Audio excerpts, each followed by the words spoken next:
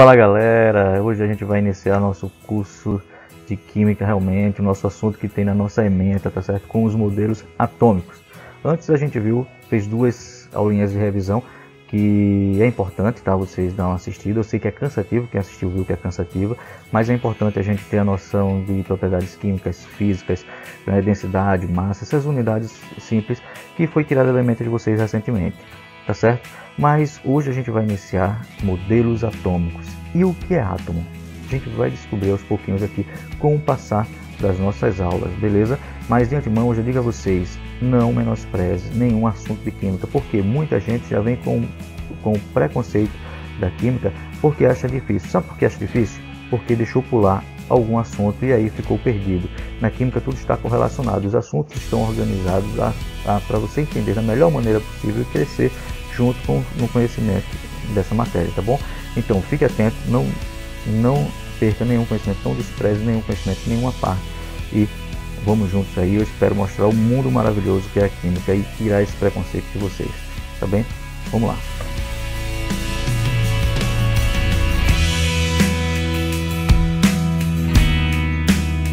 Para iniciar essa viagem, a gente vai começar com esses 5 modelos aí, tá certo? Esses 5 modelos, começando de Dalton, Thomson, Rutherford, Bohr e o modelo quântico, que é o mais atual hoje, tá certo? Bem, antes de chegar aqui nesse modelo de Dalton, a gente teve uma passagem muito importante, né, antes pela Grécia Antiga, que foi quando começou a busca da origem da vida, certo?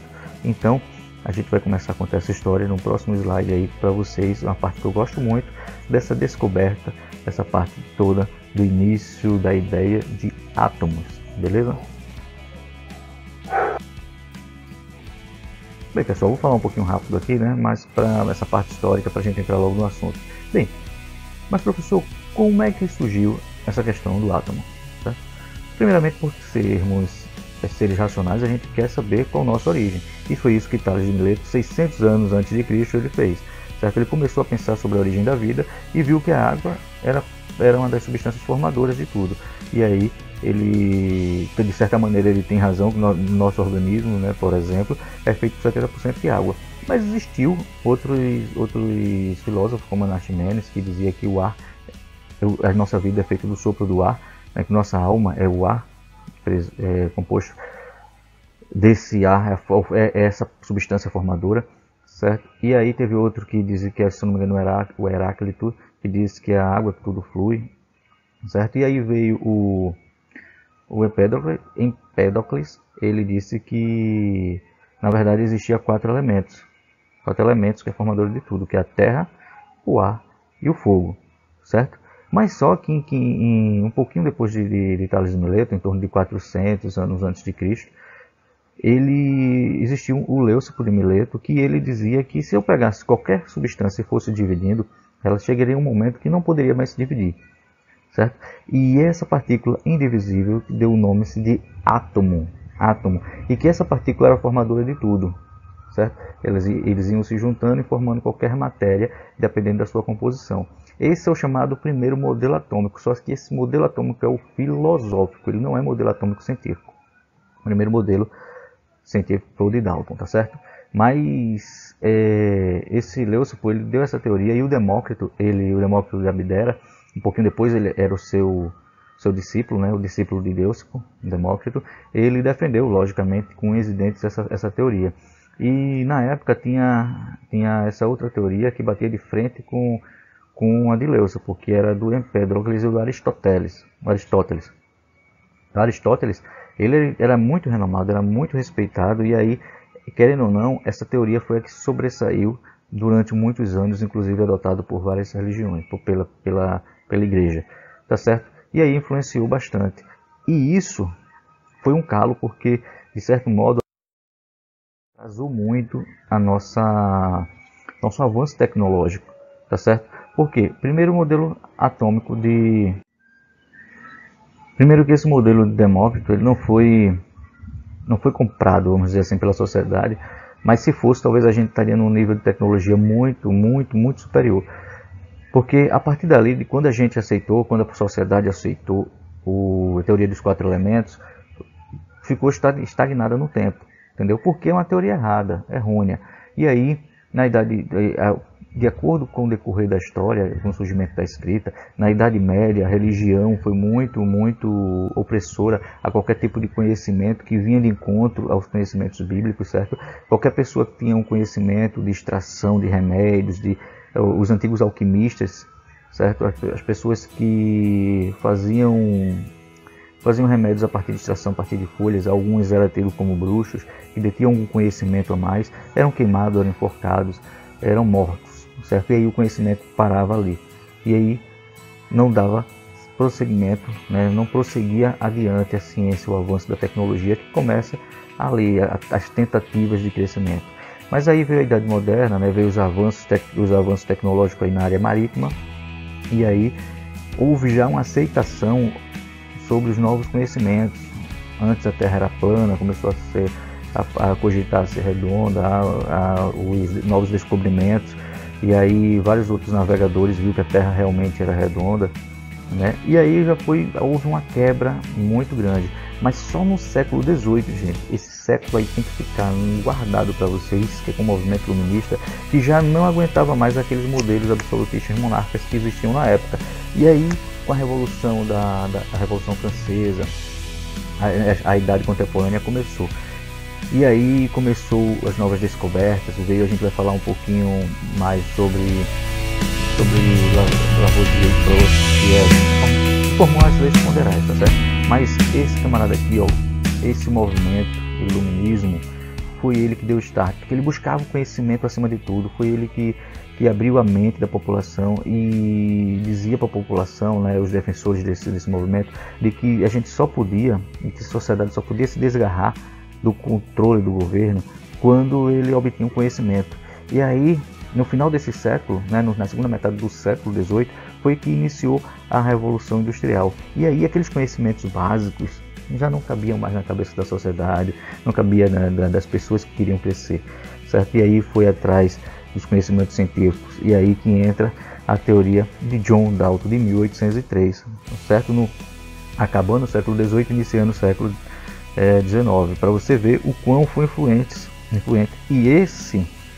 E daqui da época de Demócrito até John Dalton, gente, foi mais de 2000 anos parados no tempo, tá? A partir daqui a ciência cresceu enormemente, as descobertas. Olha, para você ter uma ideia, de Demócrito de Abdera até Dalton foi 2.200 anos aproximadamente, e daqui para o nosso tem 220 anos, e aqui foi o primeiro modelo atômico, e a gente hoje temos celulares, temos máquinas fotográficas, tem de alta resolução, temos internet, satélite, a gente já chegou à Lua. Olha o quanto em 200 anos, em menos de 200 a gente chegou à Lua, 150 anos mais ou menos, a gente conseguiu isso, depois que aceitou a ciência acima de tudo. E hoje a gente ainda vive, é incrível como a gente ainda vive, algumas pessoas no poder desdenhando da ciência, entendeu? Eu sei que a ciência erra, porque ela não sabe tudo, é pesquisando que se acha. Então, abre os seus olhos aí, enxergue um pouquinho. A gente precisa de novos pesquisadores, a gente precisa se renovar. E hoje, em muitos países, inclusive o nosso, não está sendo valorizado esse profissional, o pesquisador, certo? Nem o pesquisador, nem o professor. Então se liga aí, a gente precisa de vocês, gente. A ciência está sempre evoluindo. Tá aí o caso do coronavírus, tá bom? Então tá aí o caso do coronavírus, que precisa desenvolvimento de uma nova vacina para que a gente consiga crescer a um novo patamar de ciência. E a gente precisa de novos pesquisadores, e vocês é o futuro da gente, tá bom? O futuro da nação, se liga aí. Eu sei que muita gente diz isso, mas eu vou mostrar isso para vocês durante todo o percurso. Beleza, pessoal? Falando de John Dalton, o modelo dele ficou conhecido como modelo de bola de bilhar, certo? E, bem, nesse primeiro modelo, e esperado modelo atômico, certo? Dalton, ele fez alguns experimentos e e constatou que a matéria é formada por átomos realmente, pequenas partículas formadoras de tudo. Olha lá, coincidência com o modelo do Leucipo. Tá? Então, ele também disse o seguinte, devido aos seus experimentos, que átomos de elementos distintos diferem quanto à sua massa.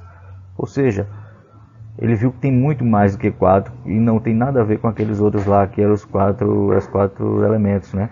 Que é terra, ar, fogo e água, beleza?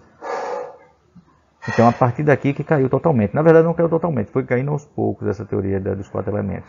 Mas ele viu também que existe um tipo de átomo para cada elemento. Um elemento é X, então ele é um átomo. Um elemento é tal, é um átomo também. E numa reação, os átomos se mantêm em tipo e quantidades. Beleza? Olha que ele já começa a mexer com transformação da matéria. Transformação das substâncias, mas os elementos ficavam sendo os mesmos. Beleza? Então ele lançou a teoria e suas características, que era o seguinte: átomos são partículas, beleza, esféricas, neutras, maciças e indivisíveis e indestrutíveis, beleza? Olha lá, esféricas, neutras, maciças, indivisíveis e indestrutíveis. Ele fez algumas anotações para os elementos que eles iam descobrindo, que ele ia descobrindo, e aqui, ó, ele já colocava uns símbolos para diferenciar, e aí ele conseguiu ver e constatar algumas moléculas, né? Ele viu o oxigênio, ele tinha alguns erros nas suas medições, mas foi muito longe nas suas medições. O carbono, a água, ele dizia que tinha uma, pode ver que tem de um hidrogênio e de oxigênio, a gente viu que é H2O, são 2 de hidrogênio, mas pela época, gente, pela teoria escassa, pelo conhecimento escasso que tinha, foi de enorme valia. Ele acertou, ele não acertou em algumas moléculas, mas acertou em outras. Por exemplo, o dióxido de carbono aqui, ó, um carbono, tá vendo, carbono e 2 oxigênios. Certo? Para aquela época, para a teoria que foi dele, a primeira teoria atômica, foi muito valia. O cara gênio demais, tá certo? E esse modelo ficou conhecido devido a essas características, né? Analogamente, não sei quem fez isso, mas é conhecido como bola de bilhar, bola de sinuca, né? Como a gente conhece. Tranquilo? E a gente, a partir disso aí, dessa teoria de Dalton, a gente já consegue definir umas coisas hoje utilizadas, que são substâncias simples e substâncias compostas. As substâncias simples são formadas por átomos de um mesmo elemento, como o nosso nitrogênio, oxigênio, hidrogênio, ozônio, hélio, entre outros, tá? Argônio. E aí, ó, a gente tem o nosso ar 78% formado de nitrogênio, 21% de oxigênio e aqui de outros gases que são dióxido de carbono, argônio. Mas você vê que a maior parte é formado por moléculas simples, tá bom? O nitrogênio, tá aqui o nitrogênio, é esse aqui. E o oxigênio que a gente respira é esse aqui, o O2, beleza? Tranquilo? Substâncias simples é com o mesmo elemento. Compostas, logicamente, são formadas por elementos com elementos diferentes, né? Aqui tem a água, H2O, é formada por oxigênio e hidrogênio, então 2 elementos diferentes. Então, ela é composta. Já aqui o gás carbônico, o causador do efeito estufa, CO2, tá certo? O gás carbônico é o mesmo gás que tem no refrigerante, certo? Aquelas bolinhas ali são CO2, e aí são formadas por 2 elementos diferentes, é substância composta. E aí, 2 ou mais, né? Elementos diferentes. E aqui é o álcool, o etanol, tá certo? Ele é formado por carbono, hidrogênio e oxigênio, então é uma substância composta. Beleza, pessoal? Tranquilo até aí, né? Isso aí é muito fácil. Simples e composto, aproveitei e coloquei já aqui para a gente definir isso aí. Se você vê alguma questão futuramente, você já sabe. Substância simples é só formada por um elemento só, composta por mais de um elemento, certo? Tranquilo? Logicamente, mais de um elemento diferente. Tranquilo? Beleza? Vamos lá? Bem, pessoal, mas como essa aceitação total ali dos modelos atômicos, né, no modelo atômico de Dalton, porém existiam algumas coisas que o modelo de Dalton não explicava. O fenômeno da eletrização, por exemplo, ele não explicava. E aí abriu as portas para o surgimento de novas teorias. Uma dessas teorias foi a do Joseph John Thomson, certo? Ele estudando, fazendo experimento com o tubo de Crookes, ele viu que através do polo negativo, onde ele colocava uma diferença de potencial, né, uma voltagem muito alta aqui, e saía do cátodo, que a gente chamou de raios catódicos, um raio que era atraído pelo polo positivo, tá certo? Logicamente esses raios teriam características negativas. Então, Thomson, através de experimentos com a ampola de Crookes, ele observou esses raios e aí fez diversas observações e aí propôs uma teoria de átomo, tá certo? E aí ele viu que os raios catódicos comportavam-se como um feixe de partículas com carga negativa e conseguiu provar através de experimentos a existência do elétron. As partículas carregadas, tá, elas eram independentemente do metal, era a mesma. Se ele colocasse lá no cátodo, no polo positivo, que ele colocasse zinco, ferro, cobre, ouro, prata, qualquer um, o elétron tinha sempre as mesmas propriedades, certo? E aí viu que a sua massa era muito pequena também, descobriu a carga-massa do elétron, esse experimento aqui bastante interessante, e ele não conseguiu provar a existência do próton, mas ele propôs a existência de uma carga positiva. Então, mas o elétron, ele é o responsável pelo descobrimento do elétron, ele é conhecido como pai do elétron, certo? E aí ele propôs um novo modelo, que o átomo continuava sendo esférico, mas agora a massa do átomo não era mais maciça e tinha incrustado nele, nessa massa, que era positiva, tinha incrustado esses elétrons negativos, né? O átomo agora passa a ser divisível. Veja lá, que o átomo de Dalton não era divisível, já o de Thomson admite essa possibilidade e explica o fenômeno da eletrização, certo? E aí, ele propôs que tinha uma espécie positiva para anular a espécie negativa. E aí o átomo em si era neutro, mas poderia ser divisível e se tornar positivo ou negativo, dependendo da quantidade dessas partículas, do balanceamento dessas partículas. Esse modelo, devido à sua semelhança aqui, ficou conhecido como modelo do pudim de passas, certo? Porque os elétrons eram representados aqui pelas passas e a massa positiva pela massa do pudim. Beleza, pessoal? Então se liga aí. A gente vai parando por aqui essa primeira aula. Na próxima a gente vai começar modelo de Rutherford, modelo de Bohr. Já peço desculpa de antemão porque algumas vezes aqui o barulho tanto de rádio, de vizinho, de avião, aqui passa muito avião, às vezes dá até para ver aqui em cima ele passando aqui. Eu às vezes dou uma pausa quando já escuto ele de longe, mas atrapalha um pouco até a gente, até nosso ânimo para a aula, tá bom? Mas isso aí, se eu for esperar silêncio sempre, a gente nunca vai terminar. Tranquilo, pessoal, bons estudos e até a próxima aula. Valeu! Como eu disse, às vezes eu passo o avião aqui, não sei se vai dar pra ver o barulho, ó. Mas atrapalha a aula, né? Nos desconcentra. Acho que vai dar pra ver ele passando aqui. Ó, viu? É muito próximo, né? O barulho é muito alto, às vezes eu dou uma pausa, às vezes quebra um pouquinho o ritmo, tanto aí na imagem de vocês quanto a mim, certo? Mas aí se eu for toda vez ajustar isso, vai ser problema, tá certo?